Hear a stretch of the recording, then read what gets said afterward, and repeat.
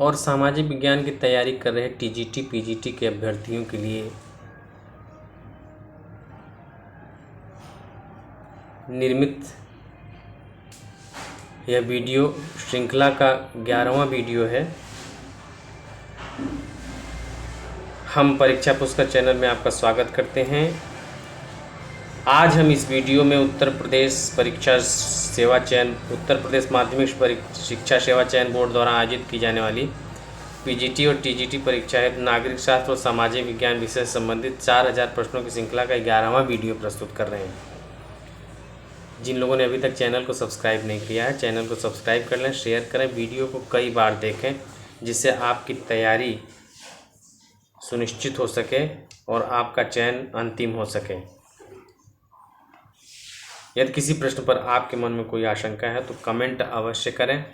चलिए शुरू करते हैं। बेसिकली यह लोक प्रशासन से रिलेटेड है, यह दूसरा वीडियो है। पहला प्रश्न शुरू करते हैं कि प्रभाव दो कर्ताओं के मध्य एक संबंध है जिसमें एक कर्ता किसी दूसरे कर्ता को वह कार्य करने के लिए उत्प्रेरित करता है जिसे वह अन्यथा निष्पादित नहीं करता। यह परिभाषा पूछ रहे हैं, ये किसकी परिभाषा है? ये परिभाषा रॉबर्ट डहल ने दी है। दूसरे प्रश्न पर आइए, निम्नलिखित में से किस राजनीति शास्त्री ने प्रक्रिया की संकल्पना राजनीति शास्त्र में की है? ये भी रॉबर्ट डहल महोदय ही हैं, नहीं सॉरी बेंटले हैं। इनकी पुस्तक का नाम ही है द प्रोसेस ऑफ गवर्नमेंट। आप इस पुस्तक के नाम से समझ जाएंगे, द प्रोसेस ऑफ गवर्नमेंट। तीसरे प्रश्न में आइए, निम्नलिखित में से कौन निर्णय निर्माण प्रक्रिया का समर्थक नहीं है? तो इसमें निर्णय निर्माण प्रक्रिया का समर्थक कौन नहीं है? इसमें पॉलिटिक्स एमंग नेशंस का जो लेखक है, politics among nations, Hans Morgenthau, H.J. Morgenthau, ये निर्णय निर्माण प्रक्रिया सिद्धांत के समर्थक नहीं हैं। बाकी तीनों हैं। अगले प्रश्न पर आते हैं। प्रदत्त विधायन की व्यवस्था में पूछ रहे हैं कि निम्नलिखित में से किसकी शक्तियों में वृद्धि हुई है? नौकरशाही मंत्रिमंडलीय उत्तरदायित्व के लबादे में फलती फूलती है। किसका कोटेशन है? रैमजे मेयोर का। निम्नलिखित में से लोक प्रशासन के किस विद्वान को नोबेल पुरस्कार प्राप्त हो चुका है? ये हर्बर्ट साइमन है। इनके विषय में मज़ेदार बात यह है कि ये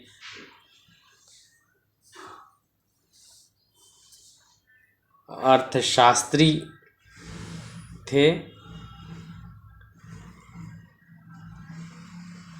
अर्थशास्त्र के उसमें इनको मिला है, अर्थशास्त्री नहीं थे। इनका महत्वपूर्ण योगदान प्रबंध विज्ञान के क्षेत्र में था, लेकिन ये इनको जो नोबेल प्राइज़ मिला था वो अर्थशास्त्र के क्षेत्र में उल्लेखनीय योगदान के लिए मिला था। तो बहुत ये अद्भुत तरह की कंट्रोवर्सी है।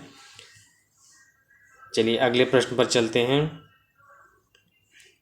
कूटनीति के विषय में निम्नलिखित में कौन सा कथन गलत है?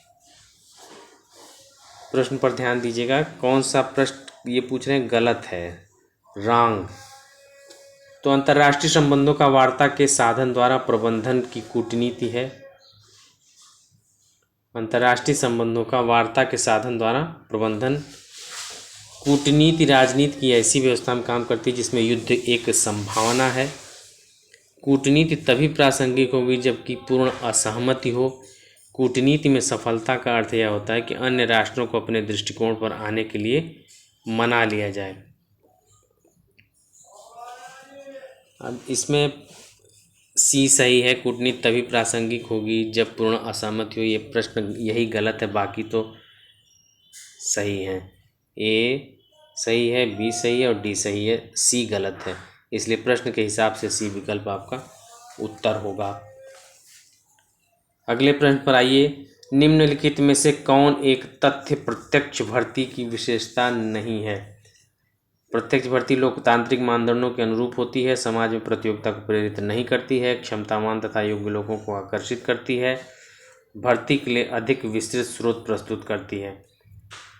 तो आप ये देखो कि ये समाज में प्रतियोगिता को प्रेरित नहीं करती, यही गलत है। बाकी सब प्रत्यक्ष भर्ती की यही विशेषता है कि लोकतांत्रिक मानदंडों के अनुरूप होती है, क्षमतावान और योग्य लोगों को आकर्षित करती है, भर्ती के लिए अधिक विस्तृत स्रोत प्रस्तुत करती है क्योंकि ओपन रहता है सब कुछ। इसलिए प्रश्न के हिसाब से तो बी उत्तर सही होगा, लेकिन यह गलत है। बाकी ए, बी, ए, सी, डी तीनों सही है। मतलब इसको उल्टे में समझिए कि प्रत्यक्ष भर्ती की ये विशेषता है।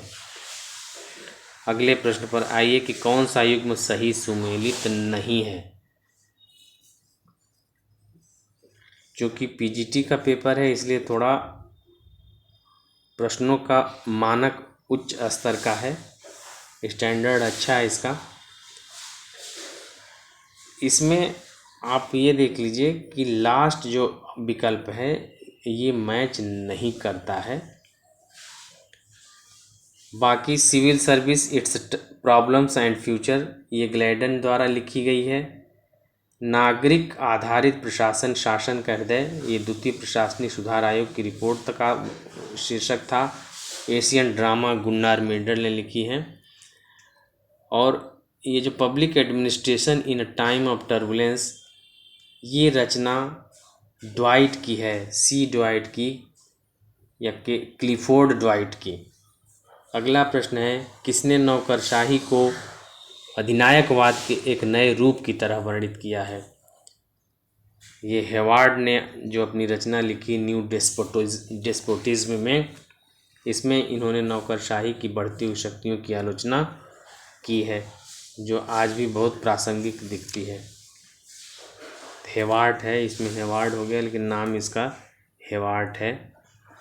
आप इसको हेवार्ड ऐसे कर लें, ठीक है। अगला प्रश्न है अपवाद के सिद्धांत का प्रतिपादन किसने किया था। अपवाद के सिद्धांत का प्रतिपादन टेलर महोदय ने किया है। अगला प्रश्न आइए इसको समझ लीजिए कि इसका उद्देश्य क्या था अपवाद के सिद्धांत को प्रतिपादित करने का। इसमें यह था कि प्रबंधक श्रमिकों के कार्यों में अनावश्यक हस्तक्षेप न करें और उन्हीं कार्यों पर ध्यान केंद्रित करें जिनकी प्रकृति संवेदनशील है तथा जो संगठन के संपूर्ण लक्ष्य को व्यापक तौर पर प्रभावित करते हैं।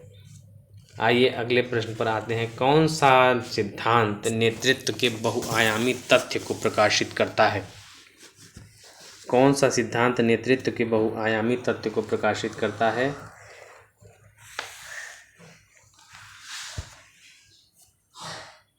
इस प्रश्न का उत्तर है सिचुएशनल थियरी।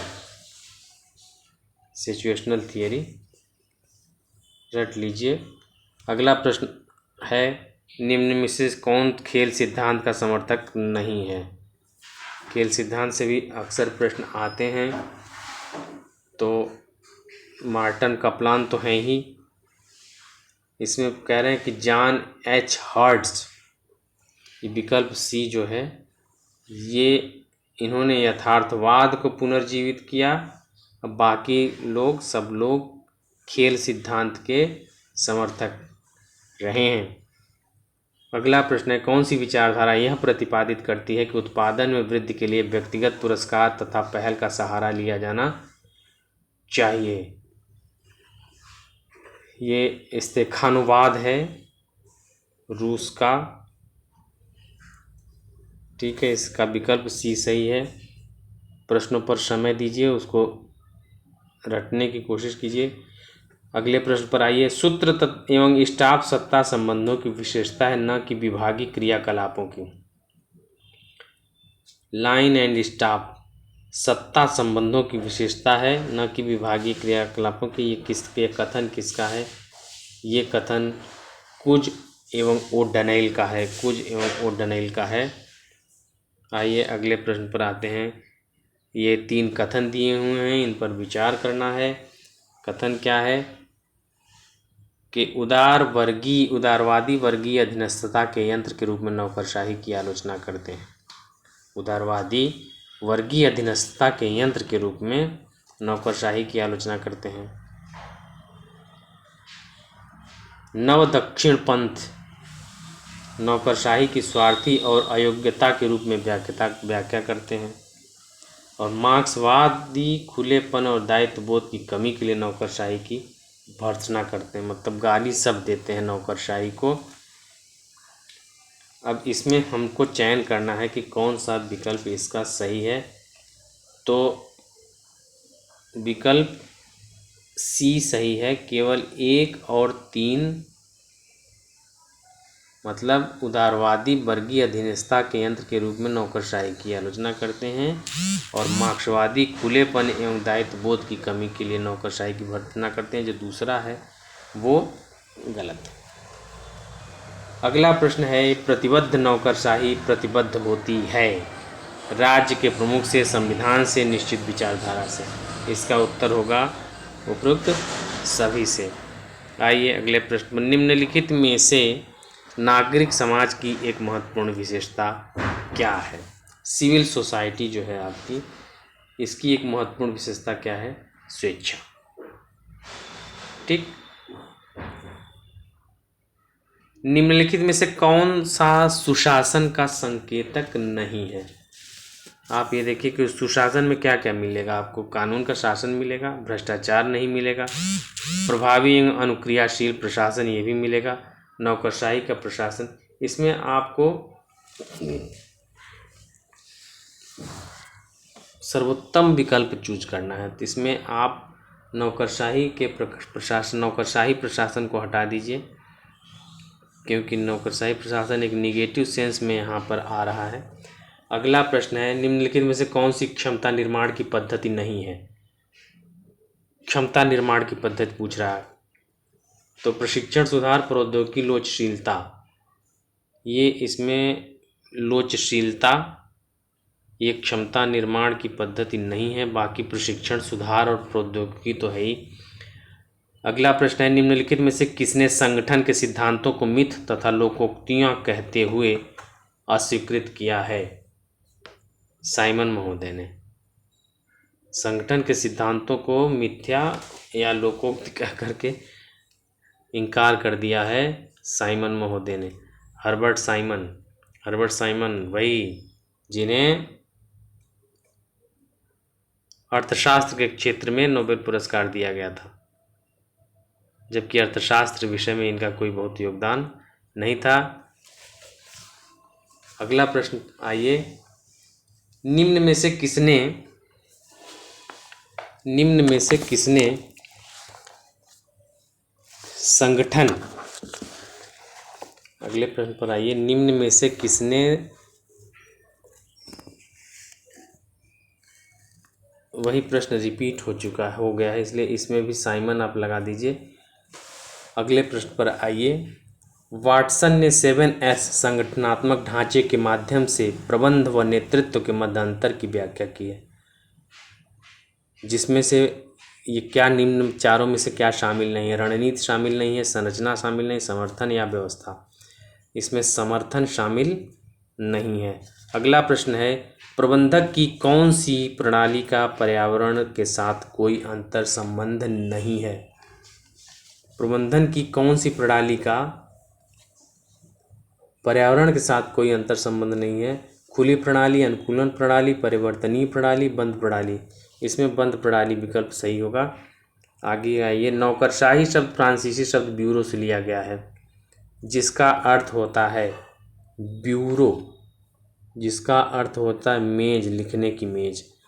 अगला प्रश्न है, नियुक्ति अधिकारी स्वयं किसी विधि के अंतर्गत अभ्यर्थियों की योग्यता निर्धारित करता है।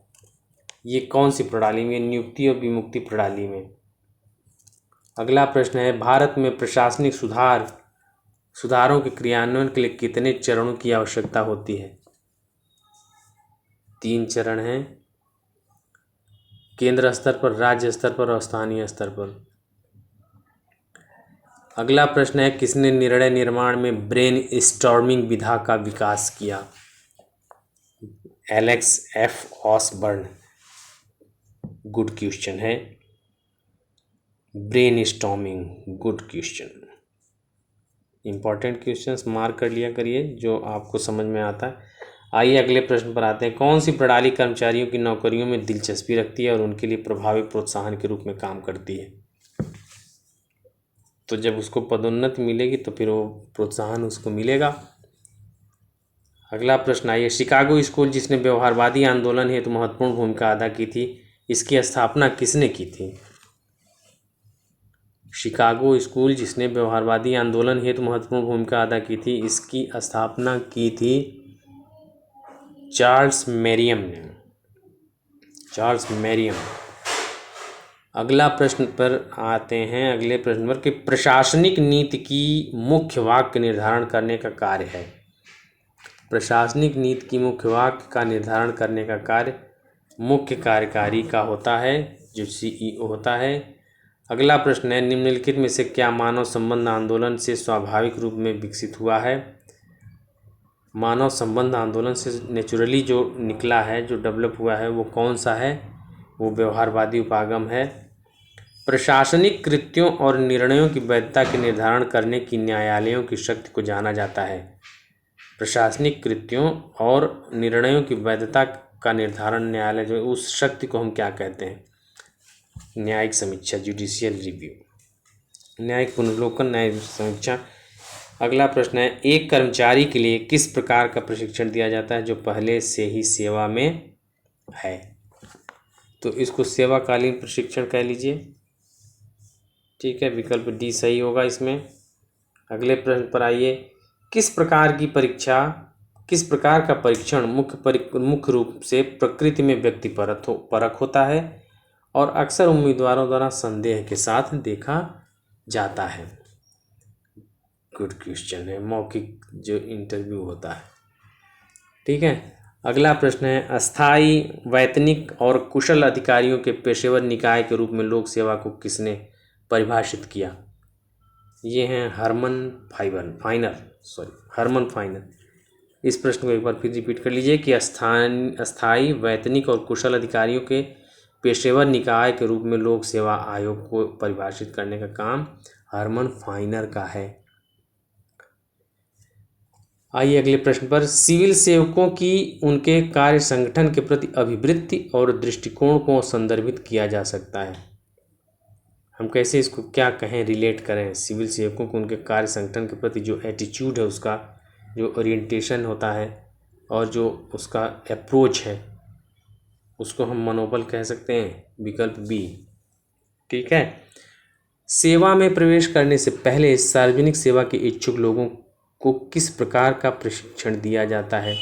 सेवा में प्रवेश करने से पूर्व सार्वजनिक सेवा के इच्छुक लोगों को किस प्रकार का प्रशिक्षण दिया जाता है? तो प्रवेश पूर्व प्रशिक्षण दिया जाता है। आइए अगला प्रश्न है। आंतरिक रूप से भर्ती की जो प्रक्रिया है उसको हम क्या कहेंगे? तो ये पदोन्नति प्रणाली है। हाँ, पदोन्नति प्रणाली ही मान लीजिए। अगला प्रश्न है कि कौन सा विभाग एक राष्ट्र की प्रशासनिक संरचना के साथ उच्चतम औपचारिक स्थिति में रहते हैं? सरकारी विभाग। कौन सा विभाग एक राष्ट्र की प्रशासनिक संरचना के साथ उच्चतम औपचारिक स्थिति में रहते हैं? सरकारी विभाग। बिल्कुल। मूने के अनुसार संगठन का सार्वभौमिक सिद्धांत कौन सा है? According to Mooney, fish theory is universal. ये कह रहे हैं पद सोपान, जिसे हायरार्की कहते हैं। आइए अगले प्रश्न पर। एक विशिष्ट समस्या को हल करने के लिए विभिन्न पाठ्यक्रमों से कार्रवाई का एक पाठ्यक्रम चुनने की प्रक्रिया को क्या कहा जाता है? कोई विशिष्ट समस्या है, उसको हल करने के लिए विभिन्न पाठ्यक्रमों से कार्रवाई का एक पाठ्यक्रम चुनने की प्रक्रिया क्या कही जाएगी? ये कही जाएगी निर्णय निर्माण, decision making. It would be called decision making. अगला प्रश्न है। किसने अंतरराष्ट्रीय व्यवस्था की संरचना को 3 तत्वों, संगठनात्मक सिद्धांत, इकाइयों का विभिन्नीकरण एवं क्षमता का वितरण, इसमें वितरित किया है, बांटा है इनमें? ये वोल्टज हैं, वोल्टज हैं, बी विकल्प सही है इसका। ठीक है, अगला प्रश्न है, निम्नलिखित में से कौन सा पदोन्नति का सबसे पुराना सिद्धांत माना जाता है? वरिष्ठता का सिद्धांत पदोन्नति का सिद्धांत है सबसे पुराना। और निम्नलिखित में से कौन सी पद्धति नई भर्ती के लिए सिविल सेवकों की दोष एवं कमियों को दूर करती है? कौन सी पद्धति नई भर्ती के सिविल सेवकों को? प्रशिक्षण होना, हाँ प्रशिक्षण, ठीक है बिल्कुल। और अगला प्रश्न है, चयन की प्रक्रिया में पहला आवश्यक कदम कौन सा है? चयन की प्रक्रिया में पहला कदम क्या करते हैं आप? तो सबसे पहले आप भर्ती करते हैं। चयन की प्रक्रिया में पहला आवश्यक कदम कौन सा है? भर्ती है। स्वतंत्र नियामक आयोग एक अद्वितीय नवाचार है, बहुत पुराना सवाल है वो, लेकिन ये यूएस प्रशासनिक प्रणाली का। स्टीफन पी रॉबिन्सन के अनुसार संप्रेषण में 3 प्रकार के अवरोधों में शामिल नहीं है। तकनीकी अवरोध। प्रशासन की, अगला प्रश्न है कि प्रशासन का बुनियादी और आवश्यक तत्व कौन सा है? प्रशासन का बुनियादी और आवश्यक तत्व संगठन है, ऑर्गेनाइजेशन। अगला प्रश्न है, थियोरी ऑफ इंटरनेशनल पॉलिटिक्स, ये केनेथ वॉल्टज की रचना है, केनेथ वॉल्टज की।